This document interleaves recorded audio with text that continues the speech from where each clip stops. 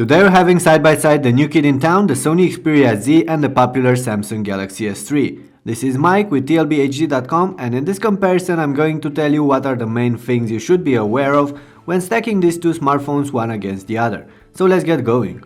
Both the Samsung Galaxy S3 and the Sony Xperia Z are large phones, so unless you're okay with that, they might not be ideal picks for you.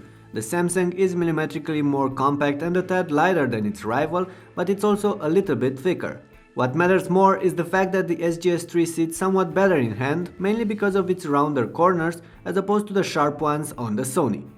But the Sony is clearly the better polished option here. While on the Galaxy S3 we get a plastic case available in different colors, the Xperia Z is a monolithic sandwich of glass with some tough plastic on the edges. That's of course hardened glass on the front and on the rear faces of the Z, and that, in theory, should make it resistant to scratches. But it also makes it a fingerprint magnet, especially on the black finishing we have here.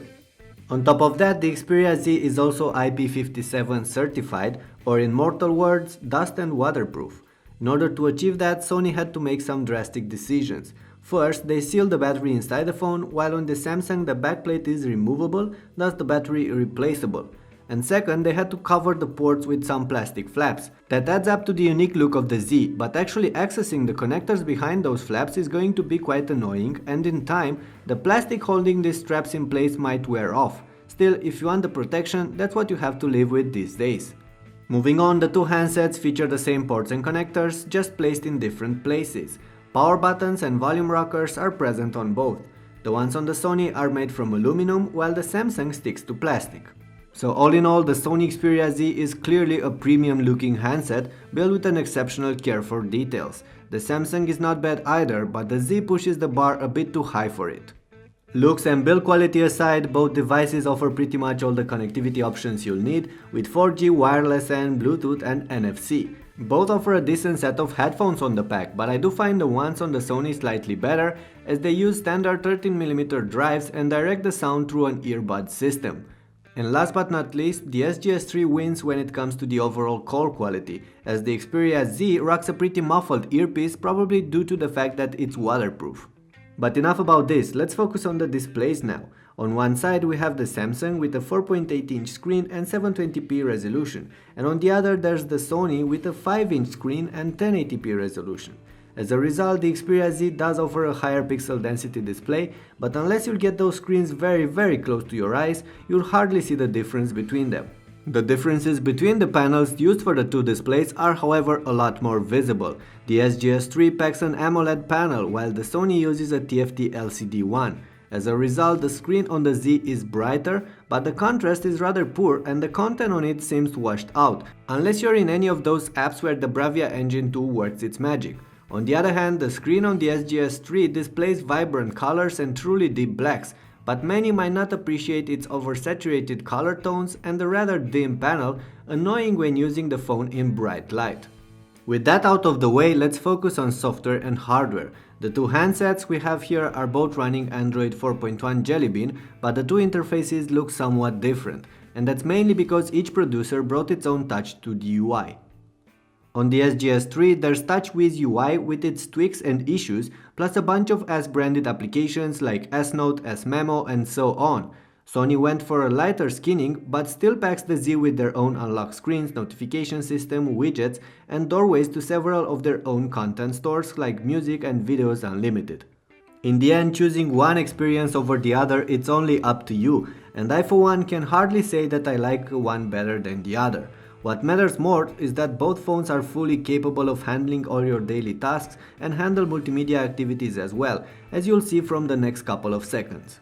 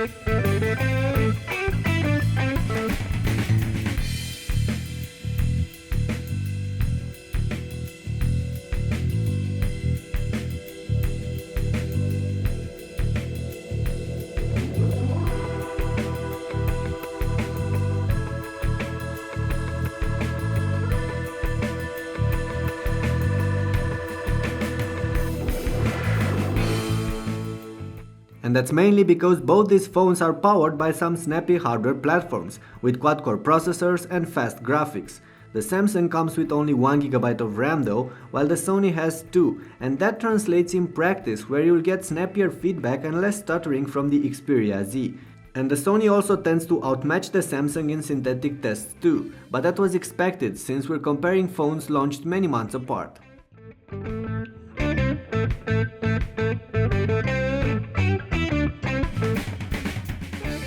When having these two side by side, I'm pretty sure you'll want to compare their cameras as well. On the front, the shooter of the Sony can take 1080p clips, while the one on the Samsung can only handle 720p videos. On the back, there's a 13-megapixel camera on the Sony and an 8-megapixel camera on the Samsung, but what's more important is the new Exmor RS sensor inside the Xperia Z, which does offer it some extra features over the SGS3, like HDR video shooting. The camera interface is a bit more complex on the Sony as well, and even the auto shooting mode, called Superior Auto Plus, is somewhat smarter. But when it comes to the actual videos and pictures, I can say that the two phones are really close, but the Samsung tends to get on top. The shooter on the SGS3 captures more lively colors and sharper details both in stills and videos, while the content coming out of the Z seems a bit muddier and washed out to me.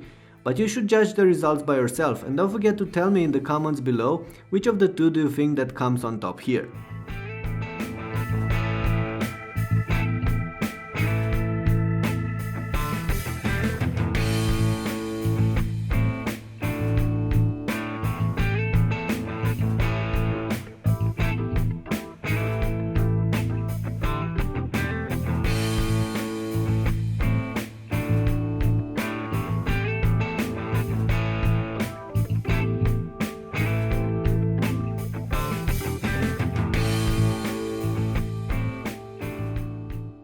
Last but not least, we should talk about the battery life.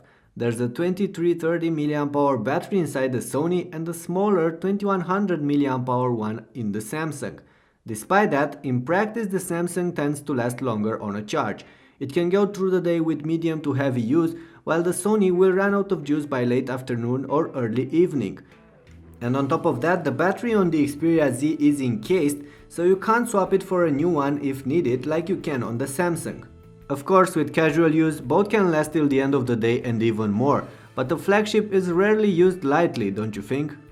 And don't forget that the Galaxy S3 is actually an older smartphone launched in 2012 that's going to be replaced by the Galaxy S4 very soon, which will be faster and will feature a Full HD screen of its own, but more about that in a future clip.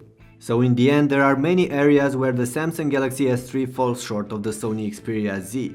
It lacks the fancy looks, the premium feel, the pixel density or the raw power of the Z. But it can still run all the daily applications or take very good pictures and videos. Plus it even surpasses the Sony in terms of overall screen quality and battery life, while it is cheaper than the Z and should get even more affordable in the next months.